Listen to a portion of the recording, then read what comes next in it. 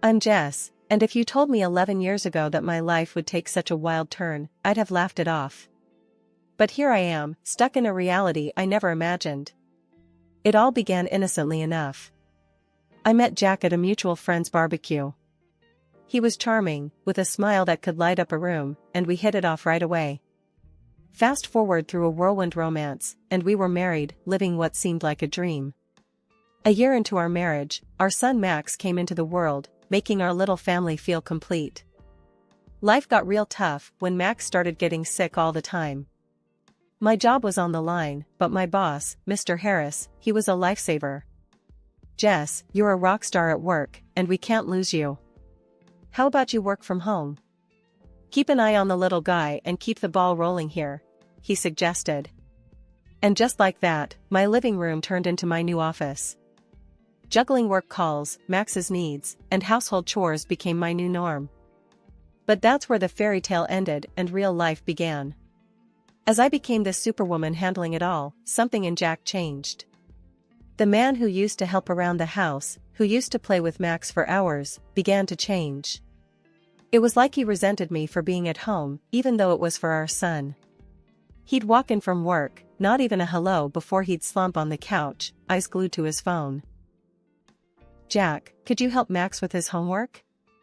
I'd ask after a long day of balancing spreadsheets and laundry. I'm beat, Jess. You handle it. You're home all day, aren't you? He'd reply, not even looking up. His words stung, but I bit my tongue. I didn't want to fight in front of Max, who was becoming more perceptive each day. But it wasn't just me. His attitude towards Max shifted too. Gone were the days of patient father-son chats. Now, it was all short, snappy comments. Max, quit being a baby. Man up. Jack would snap when Max struggled with something. I tried to talk to Jack about it, to understand what was eating at him. But every attempt just bounced off him like he was made of stone. Jack, we need to talk. This isn't working, I said one evening when Max was at a sleepover. Here we go again. Nag, nag, nag. You know, maybe if you weren't so busy playing the perfect housewife, you'd see I'm dealing with real stress at work, he retorted, his words laced with a bitterness that took me aback.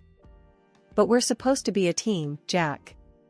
It's us against the problem, not us against each other, I shot back, my patience wearing thin. Save it, Jess. I've got enough on my plate without home becoming another battlefield, he said, dismissing the conversation with a wave of his hand before storming out. I stood there, in the silence of our living room, feeling more alone than ever. It was like living with a stranger, a man who wore the same face as my husband but carried none of his warmth, none of his love. The shift in Jack's behavior didn't just come out of the blue. It crept in slowly, like a shadow growing longer as the sun sets, until one day, the room was dark. About 3 years back, that's when the late nights started becoming more frequent. Each time Jack walked through the door past midnight, his excuses were as thin as paper. It was a Tuesday, I remember, because Max had just won his soccer game, and we were waiting to celebrate with Jack. But as usual, the chair at the head of the table remained empty. Max's eyes kept darting to the clock, then to the door, and finally, settling on me with a mix of disappointment and confusion. I plastered a smile on my face, trying to keep the mood light. Your dad's really swamped at work, honey. But he's so proud of you, you know that, right? I reassured Max, but the words felt hollow even to me.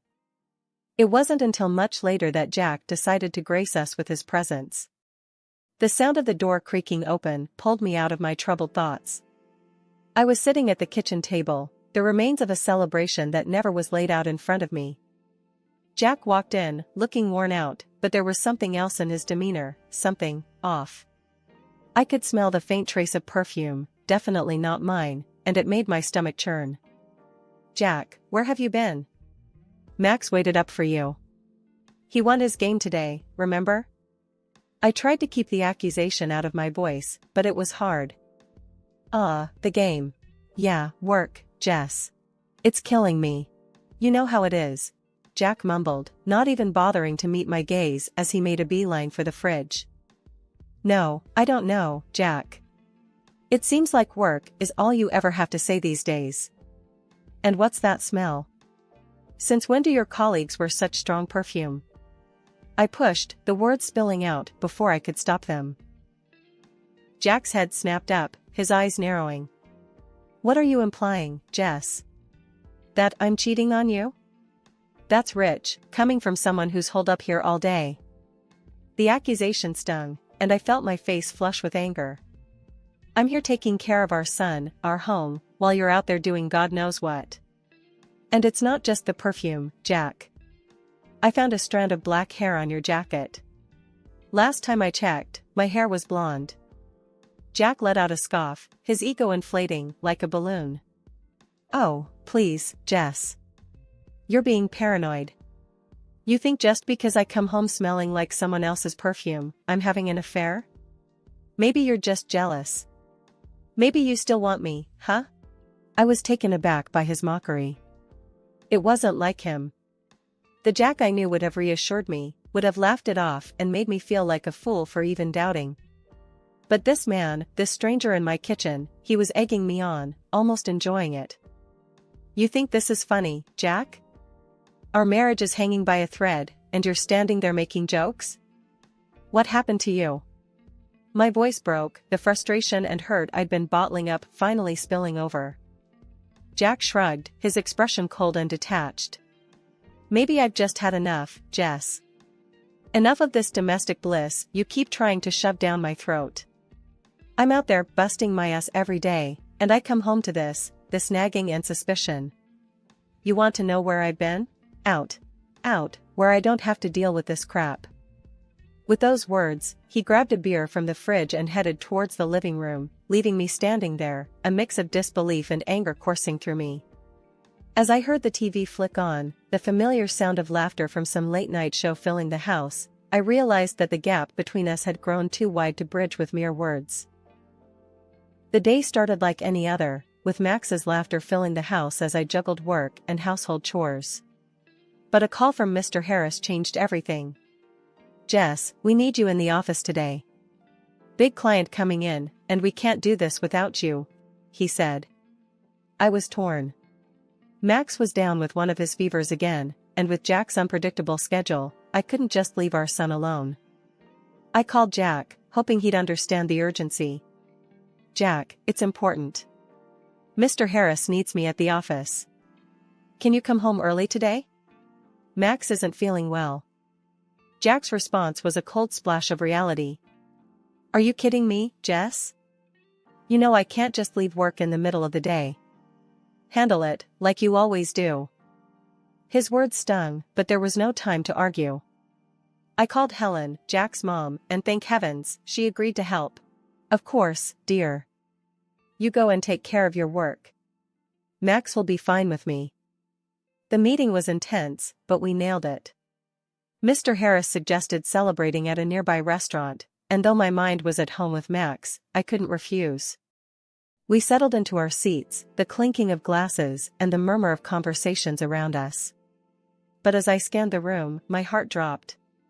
There, in a dimly lit corner, was Jack, his hand on another woman's, their heads close together in intimate conversation. I felt like I'd been punched in the gut. Mr. Harris noticed my pale face. Jess, are you all right? You look like you've seen a ghost. I shook my head, not trusting my voice. I need a moment, I managed to say, my legs shaky as I stood up. I headed to the restroom, my mind racing. This couldn't be happening. Not Jack. Not us. But the truth was right there, laughing and flirting over candlelight. I splashed water on my face, trying to calm the storm inside me. As I looked in the mirror, a fierce determination replaced the shock. I wouldn't let this slide. Not this time. Back at the table, I apologized to Mr. Harris and the clients. I'm sorry, I need to take care of something urgent. Please excuse me. I left the restaurant, my mind a whirlwind of hurt and anger. Jack didn't even notice me leave, so engrossed was he in his affair. I made it home, my hands trembling as I opened the door. Helen was there, her concerned eyes meeting mine. Is everything alright, dear? I couldn't spill it, not then. Just a rough day at work, Helen. Thanks for watching, Max. Helen gave me a knowing look. Anything you want to talk about? I forced a smile. Nothing to worry about. Just work stuff. Thanks again, Helen. After Helen left, the silence of the house wrapped around me. The image of Jack with that woman replayed in my mind. But I wasn't about to let anger take the wheel. This fury was fuel. Jack had made his choice, and now it was my move. The game had shifted, and as the night crept in, a plan began to form. A plan to make sure Jack regretted betraying the family he took for granted. The next morning felt heavy, like I was carrying a weight around my heart. Jack had left early, his usual routine, acting like nothing was wrong. But everything had changed for me. As I watched Max play, his innocence a stark contrast to the mess of our lives, I knew I had to act. But how? I couldn't just confront Jack without proof, and my word against his wouldn't hold up. I remembered a conversation with a friend about a private detective they had used. It seemed like a drastic step, but desperate times called for desperate measures. I waited until Max was settled with his video games, then I made the call. Hello, is this Mr. Reynolds? I asked, my voice barely above a whisper. Yes, this is he. How can I help you, ma'am? Came the reply, professional and to the point. I took a deep breath. I need your services. I suspect my husband is involved with someone else. I need proof. Mr. Reynolds was all business. I understand, ma'am. We handle these cases with utmost discretion. Can you tell me more about your situation? I poured out the details, the late nights, the perfume, the restaurant incident. Mr. Reynolds listened without interruption, then said, We can start surveillance on your husband immediately. We'll gather evidence and keep you updated. My fee is. I agreed without hesitation. The price didn't matter, I needed the truth. Days turned into weeks, and each time Mr. Reynolds sent over photos or snippets of conversations, my heart sank a little more. Jack with the same woman, at restaurants, at a park, and once, chillingly, at a jewelry store. It was like watching a train wreck in slow motion, each piece of evidence a brutal confirmation of Jack's betrayal. One evening, as I sat staring at the latest set of photos, Max came up to me. Mom, why are you sad? Did something happen? I quickly hid the photos and forced a smile. It's nothing, honey. Just some work stuff. You know how it is. Max looked unconvinced. If Dad is making you sad, I can tell him to stop. He should be nice to you. I hugged him, tears threatening to spill. You're such a good boy, Max. But it's not your fight. Mom's got this under control, okay? Max nodded, but his eyes still held worry. It broke my heart to see him like this, but it also steeled my resolve. Jack had to be held accountable, not just for me, but for Max's sake too. Max's 10th birthday should have been a day of joy and laughter, a celebration of a decade of life. The house was decorated, the cake was ready, and Max's eyes sparkled with excitement. But as the day unfolded, it became clear that it was going to be anything but typical. Jack, once the cornerstone of our little family, had been drifting away, his presence now just a shadow. This day was no different. Jess, work slammed. I can't make it, he said over the phone, his voice as cold as the winter wind. I watched from the window as he drove off, leaving a cloud of dust and a heavy heart behind. Helen and George, Jack's folks, did their best to fill the void, their faces a mix of concern and disappointment. The party was in full swing, the sound of children's laughter a bittersweet melody. Then, out of nowhere, my phone shattered the calm. Jack's voice, panicked and loud, boomed through the speaker. Our son's been hit. He's at the hospital now. The room froze, the festive air turning to ice. But there, right in front of me, was Max, safe and unharmed. Jack, check your number. Max is right here, safe and sound, I said, my voice steady, betraying none of the turmoil inside. There was a pause, a moment of silence that felt like an eternity. Then, a quiet, "Sorry, wrong number," before the line went dead. The room was thick with confusion and unspoken questions. I gently nudged Max towards his room, his new video game in hand. "Go on, sweetie. I'll be right there," I said, mustering a smile that felt more like a grimace. Once Max was out of sight, I turned to face Helen and George. Their faces were a mix of shock and worry, a silent demand for an explanation hanging in the air. "Helen, George, there's something you need to know," I began, my heart heavy. "Jack hasn't just been buried in work. He's involved with someone else. They have a child together, a little boy." The words hung in the air, heavy and suffocating. Helen's eyes welled with tears, and George's jaw clenched, his anger barely contained. "Jess, are you certain?" Helen's voice was a whisper, her world crumbling. I nodded, the truth a bitter pill. "I've seen them, heard their conversations. It's undeniable." The room was silent, the weight of betrayal pressing down on us. "We're with you, Jess. Our son, doing this, it's unforgivable," Helen said, her voice quivering but strong. George stood up, his posture rigid with resolve. "Jack will have to face us, to explain this madness. He owes you, answers." The rest of the day was a haze. The candles were blown out, the cake was cut, but the joy was overshadowed by the storm that loomed on the horizon. As the sun set, casting long shadows across the room, I realized that this was no longer just my battle. That evening, the house was quiet, too quiet. It was the calm before the storm.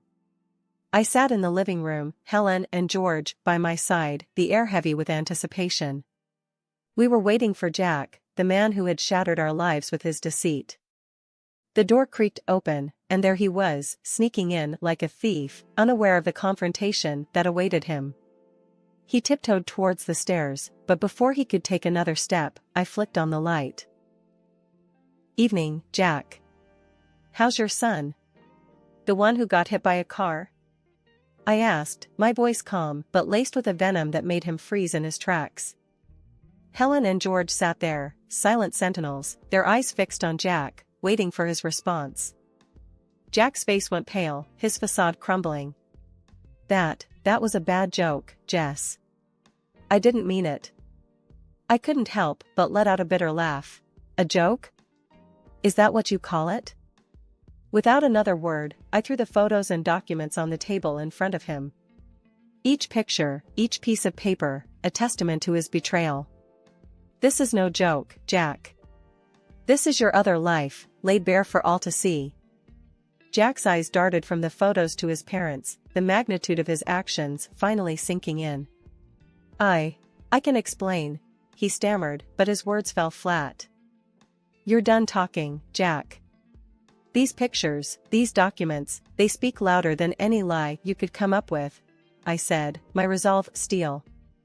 Helen let out a sob, her hands covering her face. George's expression was stone, his disappointment a tangible force in the room. "To think our son would stoop this low," he muttered. Jack turned to his parents, desperation in his eyes. "Mom, Dad, But George cut him off, his voice firm and final. "You've made your bed, Jack. Now you lie in it. I'm cutting you off. Everything you would have gotten goes to Max." Jack looked at me, a last-ditch plea in his eyes. "Jess, please. I'll do anything. Don't do this." But the time for mercy had passed. "You had your chance, Jack. Now it's time you face the consequences. I want a divorce, and I'll make sure you pay for every heartache you've caused." The room was silent, the finality of my words hanging in the air. Jack, defeated and broken, gathered his things, his departure marking the end of our life together but the beginning of a new chapter for me, for Max, for us. Days after Jack's departure, the echo of the door slamming still hung in the air like a bad odor. I thought I'd seen the last of the drama, but I was dead wrong. The doorbell rang, a sharp, intrusive sound that felt like an invasion. Standing there, with a smirk that could sour milk, was Jack's mistress, her confidence as misplaced as her morals. Well, if it isn't the jilted wife. Time to pack up, darling. Jack's with me now, and so's everything that was yours. This pretty little house? I'm thinking curtains, maybe some new furniture. Her words were like nails on a chalkboard. I couldn't help but laugh, the sound bitter. You're dreaming if you think you can claim my house. This place? It's from my family. Jack couldn't lay a claim on it if he tried. Her smug expression faltered, confusion and anger warring on her face. She whipped out her phone, her false nails tapping furiously. Jack, you better explain this right now. You said this house was ours. In no time, Jack was at the door, his face ashen. The house, it's Jess's, he stammered, avoiding my gaze. The mistress's face turned a shade of red I didn't know existed.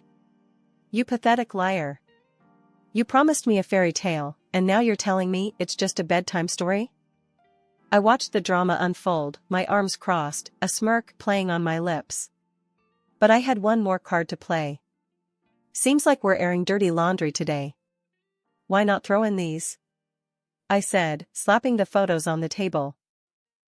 Looks like someone's been two-timing. Here you are, leaving a hotel with another man. Care to explain, sweetheart? The room erupted into chaos, a tornado of insults, accusations, and shattered illusions. I stood there, the eye of the storm, watching the destruction. Thinking of a paternity test, Jack? Might want to find out if you're really the daddy. The aftermath was a scene from a soap opera. The mistress, her dreams shattered, stormed out, leaving Jack standing in the ruins of his choices. And me? I stood tall, the victor in a battle I never wanted to fight. The final chapter of the tumultuous saga brought both closure and new beginnings. The divorce was more than a legal separation, it was the severing of ties that had bound me to a life of uncertainty and betrayal. Jack, in a desperate attempt to cling to a shred of dignity, underwent the DNA test, only to have his illusions shattered.